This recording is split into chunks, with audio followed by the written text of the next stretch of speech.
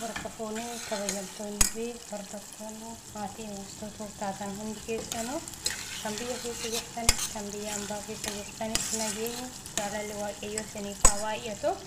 Maal hojjechuu eddina maal hojjetachuu eddaa jechuun keessanii nafu dura shunkurtii gizeeffattafu itti nagarsiisne kuni shunkurtii mataa gadi kattafadhee jira. Haala kanaanii maal hojjetachuu edda yoo jettan immoo waxii misiraa foon wajjin hojjetachuun barbaade amma shunkurtiin keenyaa bilchaatee jira. Qaafana irra godhe sila ta'eefu barbarree keenya haala kanaa ittiin godhanna.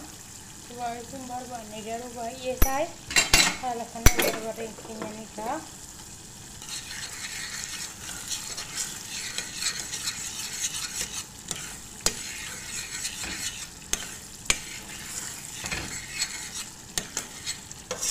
Haala kanaan akkanatti haga barbarreen keenya fi shunkurtiin keenya walitti bilchaatutti hin dhiifna daqiiqaa muraasa jechuudha. Haala kanaan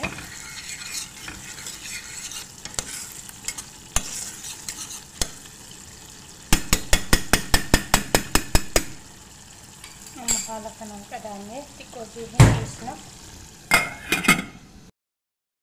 Asitti immoo foon kiyya haala kana qopheeffadhee jira. Asitti timaatimii kiyya qopheeffadhee jira. Asitti immoo shunkurtii qullubbii qopheeffachaa jira jechuudha. Haala kanaan akka inni gosa keenya jalaa facaa soogidda haala kanaan itti goone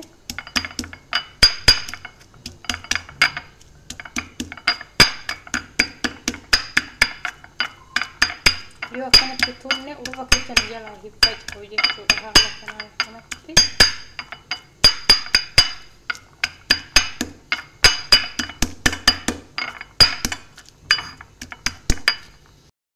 adammoo kanatti haala kanaan nuuf bishaachaa jira. Maalitti godhanna qiimamii keenya haala kanaan ittiin godhanna itti godhanna meeraadhaanne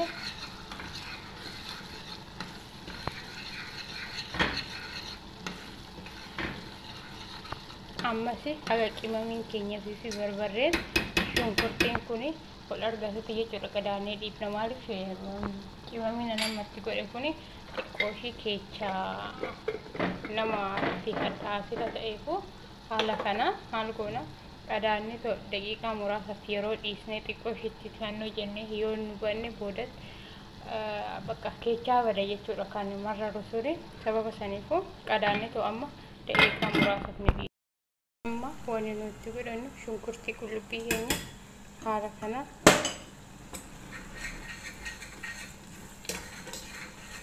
hin godhanna.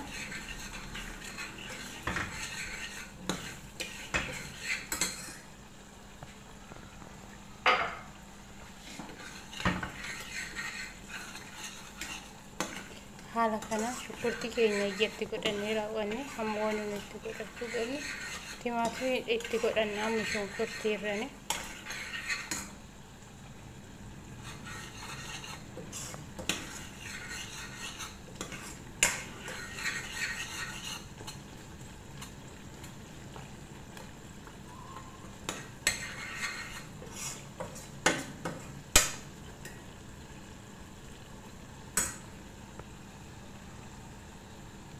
kaza haala kanaan amma timaatimii kiyya kinan godhadha.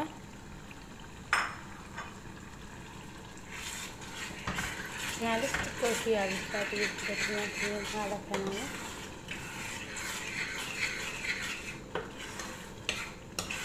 amma maal goona timaatimii keenya haga nu bilchaatutti daqiiqaa muraasaaf qadaannee ni teechisna jechuudha. Haala kanaan maaliif timaatimii nu bilchaachuu waati keechaa dasna nan jedhu sila ta'eefu maal goona daqiiqaa muraasaaf haala kanaan qadaannee ni dhiisna. Gaasii xiqqoo ishee jala kififfi goona jechuudha.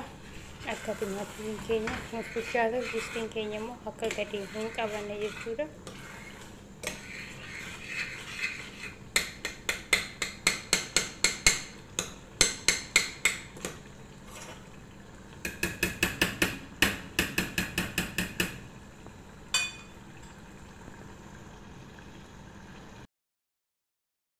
amma haala kana foon keenya itti godhanna jechuudha.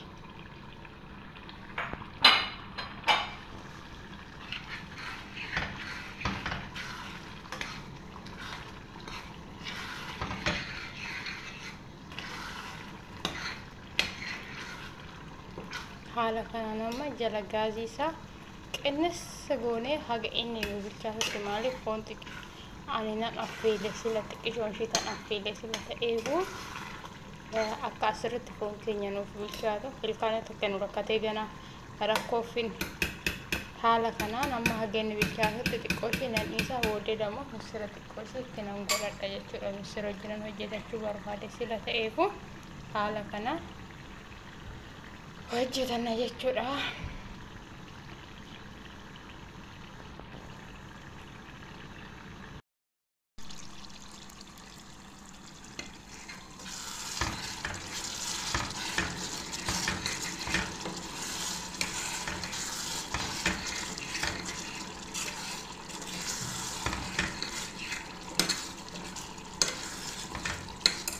haala kanaan misira keenya ittiin godhanna. baay'eetti godhuun barbaadna sila ta'eefu misira kanuma taa'u kana xiqqeejjatuutti godhachuu barbaade.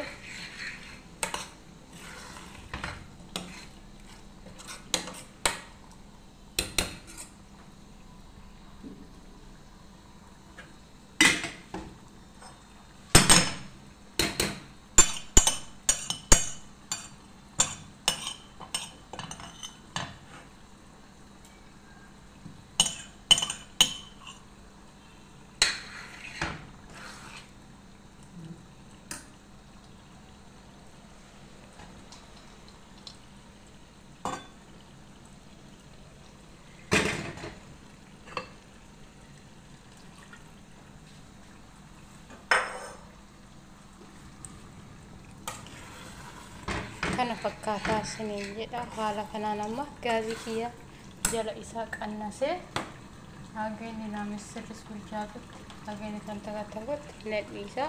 soogidda duratti hin goone sila ta'eefu soogidda kiyya haala kana haganatti godhadhee jira.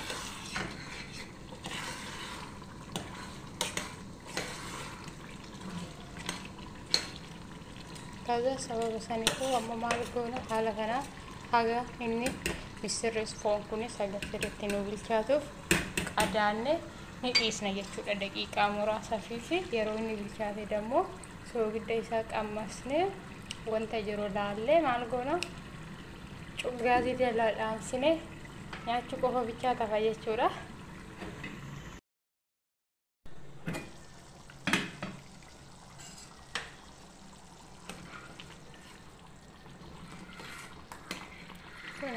haala kana hojjetadheetu xumuree jira isiniin jedha. kottas dammoo yaa nyaannu isiniin jechuu jaaladha. kottaan isaa har'a mana mastootitti nyaattu manni mastuu mana mittiin isaa nyaatanii isiniin jechuu jaaladha. uummata jaalalaayi akkasumas immoo yoo viidiyoon keessanitti tole laayikii sheerii gochuu hin dagatinaa. haga viidiyoo biraatiin immoo walitti deebinu. maaliif laayikiin keessa nama jajjabeessa hundee laayikii namaaf goota.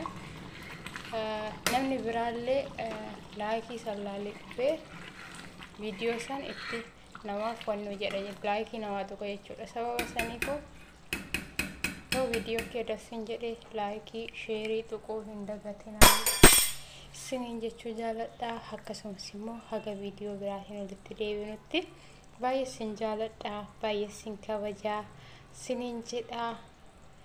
baay'ee isiniin jedha. waan biraa maal isiniin jedha leedona bira jiraatanii koottaa nyaadhaa koottaa dhugaa akkana godhaa isiniin jedha. maalidhaan nyaachuu edda jechuun keessanillee hin hafu. biddeen qoosaniittan agarsiisa. biddeen baay'ee bareedu, biddeen baay'ee namatti tolu, iji isaa bichaan ija qamadii Kan fakkaatu nan nyaachuu jedha sanittan agarsiisa biddeeni. Akkasii isiniin jedha kun waxiin kiyya har'a hojjetadhe kana fakkaata. Haga viidiyoo biraatiin walitti deebinutti immoo turtii gaarii baay'ee isin jaaladha baay'ee isin kabaja. Biddeen immoo sanittan agarsiisa dhiifama waliin jechuudha ishee.